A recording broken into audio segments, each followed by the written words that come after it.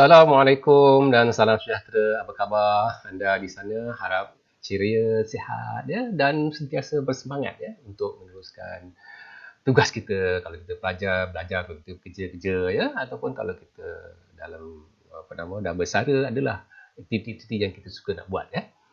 Baik, dalam kesempatan kali ini ya, Pak Su nak bincangkan apakah strategi umum ya, prinsip-prinsip umum yang kita perlu faham ya untuk kita menangani stres atau untuk kita mengatasi stres ya. Baik, sebelum tu kita kena lihat juga fakta berkaitan dengan stres ni. Yang pertama stres tu merupakan fenomena biological dan juga psychological. Itu satu ya. Yang kedua, stres adalah merupakan fenomena sepanjang hayat.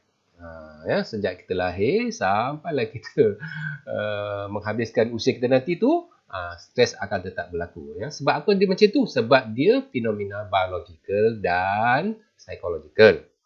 Baik, yang ketiga, stres memberi kesan ya kepada kesihatan kita, kesejahteraan kita dan juga kualiti kehidupan kita. Itu yang ketiga ya.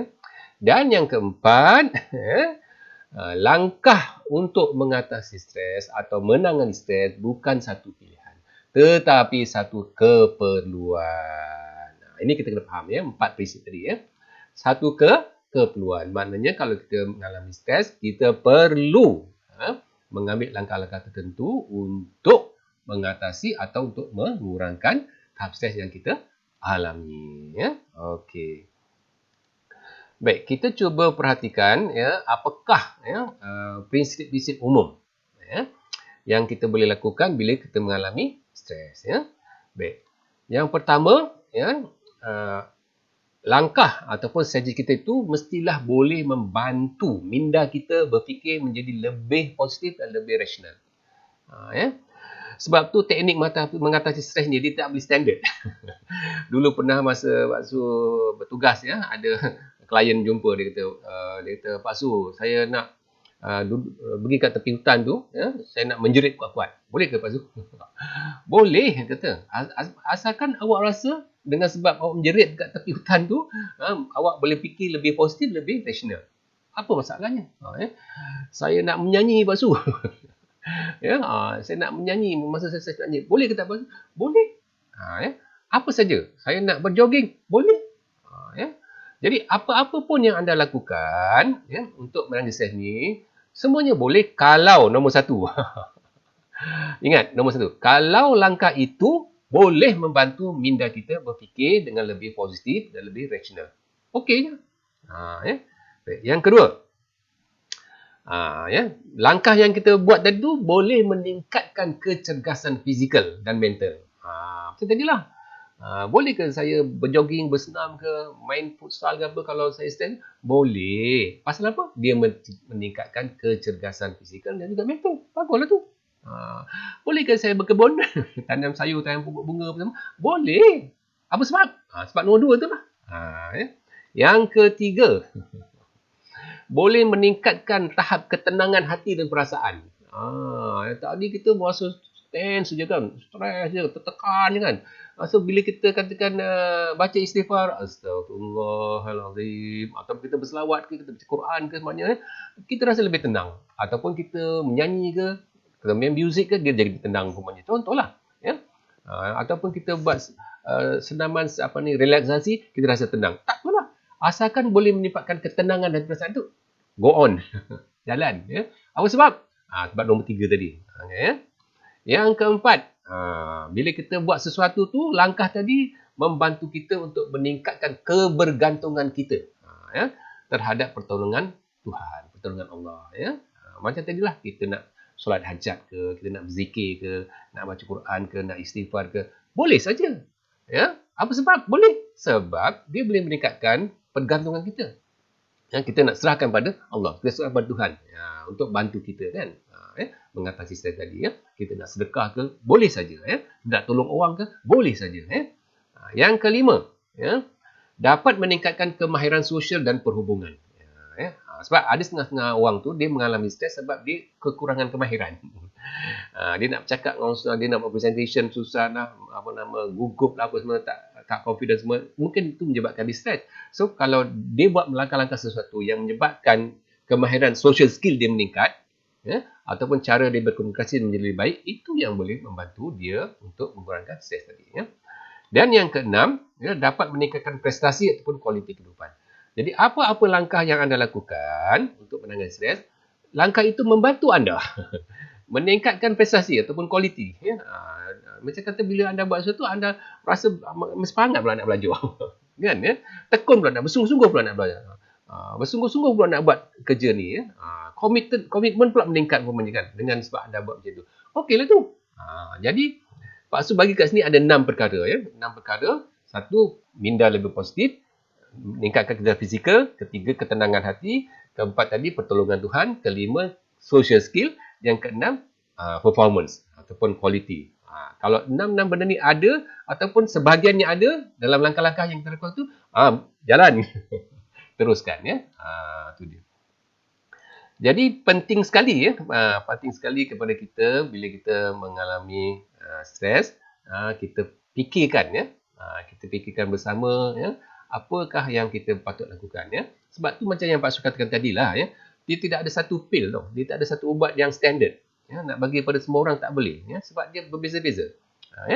Kalau kita katakan tadi Mat, cuba kau menyanyi Mat, mungkin dengan menyanyi tu kau rasa lega. Rupanya dia jenis orang yang tak suka menyanyi. Jadi tak sesuai lah untuk dia. Habis kau suka apa Mat? Saya kalau berzikir boleh lah Pak Su. Astaghfirullah Rabbal Baraya. Katalah dia suka berzikir dan dia rasa tenang. Jalan. Teruskan, tak ada masalah. Sebab tu bila kita nak bantu kawan kita, kita kena tahu apa yang dia suka, apa yang dia boleh. Baik, kita tengok seterusnya langkah-langkah yang kita boleh lakukan bila kita mengalami stres kat sini Pak Su ada senaraikan 5 langkah menangani stres.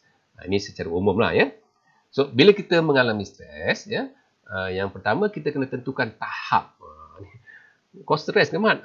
Kau tahap berapa ni? tahap ringan. Okeylah tu kau selesai sendirilah. Kata-kata si Amin pula, Min, nampak kau macam stres je. Tahap berapa ni? Oh, ni tahap kritikal lah. Tahap tinggi. Kan? So, tentukan tahap dulu. Sama ada di tahap rendah, sederhana ataupun tahap tinggi. Baik, macam mana kita nak tahu? Kita ambil ujian lah. Umpamanya ujian saringan das, ataupun kita tengok kesan-kesan. Kalau kesan-kesan tu sangat kuat dan dia memberi mengganggu kehidupan rutin kita, mengganggu prestasi kita, tumpang kita, tu dah tinggi tu. Tu tahap dia. Yang kedua, kita kenal pasti punca dia. Aku ni stres ni sebab apa? Kan? Ada sebab faktor dalaman ke atau sebab faktor luaran? Sebab kalau kita tak tahu punca, jadi kita nak ambil langkah macam mana? Kan? Macam kereta kita, tak boleh start motor, tak boleh nak start. Pagi-pagi nak pergi kerja ataupun kita nak pergi kuliah, tak boleh start motor kan. Kita kena tahu punca lah. Tengok-tengok minyak tak ada. Kalau minyak tak ada, isi minyak. Kalau bateri pula weak macam ni, tukar bateri atau charge bateri. Jangan buat benda lain. Jangan tukar plug pula. Jadi kita kena tahu punca. Jadi kalau punca tu punca dalaman, kita akan buat strategi yang berkaitan dengan dalaman. Kalau punca tu bersifat luaran, kita buat strategi menang yang berkaitan dengan sifat luaran tadi. Okey. Yang ketiga, kita senaraikan. Senaraikan apa yang perlu ditukar, apa yang perlu diubah. Sebab ada benda tu dalam kalau dalaman lah, kalau luaran. Benda tu menyebabkan kita stres, dia perlu diubah. Umpamanya kalau dari segi faktor dalaman, kita ada kepercayaan yang tidak rasional ataupun pemikiran tidak rasional tentang suatu perkara. Pemikiran tidak rasional ini yang menjadi punca kita stres. Kan? Senaraikanlah 1 apa, 2 apa, 3 apa, 4 apa. Jadi kita tahulah macam mana nak buat. Kalau kita tak senarai, macam mana kita nak buat? Kita tak ada nak ambil tindakan. Okey. Yang keempat, ini lakukan langkah-langkah umum. Umpamanya kalau anda stres saja, anda stres memandu kereta, traffic jam, stres apa nak buat? Ambil langkah-langkah umum yang anda boleh buat dalam kereta lah. Dalam kereta apa nak buat? Tarik nafas. Tarik nafas 6 kali. Tarik nafas panjang, tarik nafas dalam 6 kali. Boleh lah. Habis pada steering kena pandu, kena pegang. Kan? Jangan pula tak fokus nanti aksiden pula kan. Langkah-langkah umum. Ataupun anda, kalau anda bekerja, anda boleh ambil cuti. Itu boleh buat. Cuti dulu, cuti ambil off lah 1 hari. 2 hari ke. Ataupun buat senaman. Ataupun cek balik kita punya tidur tu okey tak okey. Ataupun kita bercakap dengan seseorang yang kita boleh luahkan perasaan kita. So ini dipanggil langkah-langkah umum dulu. Yang kelima, langkah seterusnya, kita buat langkah-langkah yang lebih spesifik. Baik, dalam siri yang akan datang, kita akan detailkan. Apakah dia teknik pernafasan, apakah teknik relaksasi otot, apakah teknik REBT, apakah teknik mindfulness ni, apakah dia teknik tapping ni, kan, tapping EFT ni, meditation, teknik kerohanian, dan sebagainya. Kita akan bincangkan dalam siri-siri yang akan datang, insyaAllah. Okay.